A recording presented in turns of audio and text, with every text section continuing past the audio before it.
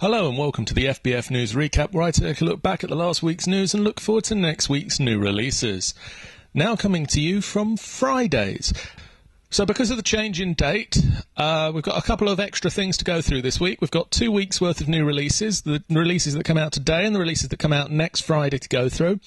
We've got 2 weeks' worth of podcasts and we've got 2 weeks' worth of news. So without further ado, here we go.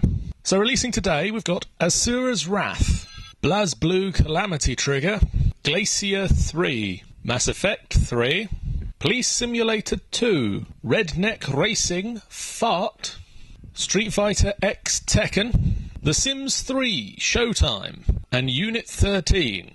So next week we've also got Silent Hill Downpour, Ben 10 Galactic Racing, Binding of Isaac, Bit Trip Complete, Cabela's Big Game Hunting 2012, Captain Morgaine and the Golden Turtle, Euro Truck Simulator 2, FIFA Street, Hello Kitty Big City Dreams, Saint Seiya Sanctuary Battle, Terraria, it's like Minecraft but in 2D, Yakuza Dead Souls, and Zuzu Babies. And now, the news. Well, it appears that Bethesda have hung their boots up on this console generation and are moving on to the next one. Advertising recruitment for a currently unannounced game on their website, listed as a future generation console. It was inevitable that there would be another generation of consoles after the current load, and while Bethesda hasn't rushed through titles, it's hardly throwing a release window for the next generation of consoles at us just yet. It's pretty safe to assume at the moment that this next game could be Fallout 4, but ZeniMax have obtained the rights to a certain number of IPs recently, and there's always the chance that this is a new IP as well. Roll up, roll up, roll up. Our good friends over at Jagex have revealed the latest and greatest addition to RuneScape, the Squeal of Fortune. Now, this is a new game of chance that is guaranteed to add more excitement to the world's most popular, free-to-play, massively multiplayer online role-playing game. It launched 2 weeks ago now, and is a traditional luck-based game with plenty of RuneScape-style twists. With the help of Yelp, the inscrutable goblin host, players both old and new can spin to win once a day. With each spin you get a chance to win a variety of prizes, selected by Yelp completely at random. These range from the most essential and valuable day-to-day resources to legendary and powerful weapons. So regardless of whether you're a new player or a seasoned veteran, every day brings the chance to win a truly epic prize and further your adventuring career in the world of RuneScape.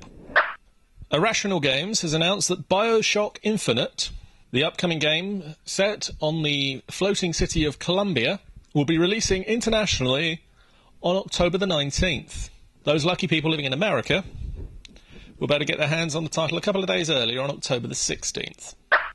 Marvel has confirmed that Captain America was the final game from Sega featuring their license. They haven't given a reason for this decision, although it possibly has something to do with the critical maulings that every single Sega title has received. Now, this isn't to say that Marvel has lost the will to make video games. Speaking to The Hollywood Reporter, Marvel VP of Game Production, TQ Jefferson, said that video games have become more and more important to the company over the past decade. However, a decade ago, the console-based games would have been the ideal target. In this day and age, it's more the domain of the social networking games, such as a Facebook title. They've just launched Marvel Avengers Alliance on Facebook, which is the tip of the iceberg. This is the first in a much larger effort to support the Avengers franchise across not just one, but multiple video game touchpoints. Troubled developer THQ is currently being sued by Adidas for failing to make a game based on the MyCoach license. THQ, which recently saw its CEO taking a huge pay cut in an effort to avoid financial woes, is currently being sued $10 million in damages, according to a lawsuit that Adidas filed in the Multnomah County Court. Apparently, THQ had been approached by Adidas to make a game based on the MyCoach line, going by the working title of MyCoach 24/7. The agreement was reached in December of 2010 and the game should have launched January this year. Sadly, last December, THQ broke the agreement and told Adidas that they couldn't make the game. Adidas is now suing them for breach of contract and seeking an injunction that will stop them from selling the rights to making the MyCoach games. And in possibly the biggest bit of gaming news over the past 2 weeks, Peter Molyneux has announced that he is leaving Lionhead Studios and Microsoft Game Studios. He's leaving Lionhead in the capable hands of Mark Webley, who was the co-founder of the company. Microsoft have yet to announce who is taking over his role, but we expect something to be coming up in that department soon. Molyneux will be now moving to a currently unannounced game working with 22 Cans, an independent game studio.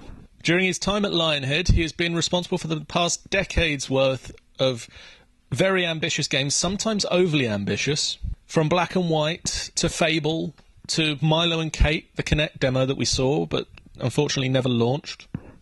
Now, Microsoft is portraying this split as perfectly amicable, and they are wishing Molyneux the best in his future ventures. Yeah.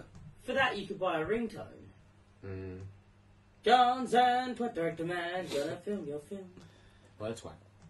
We should sell that for £1.50. We should. You should. I'll cut that out of the podcast. We'll put it up on the website. It'll go for millions. Millions. Yes, millions. I've not played Saints Row. And on that note, I'll see you guys next week. Bye.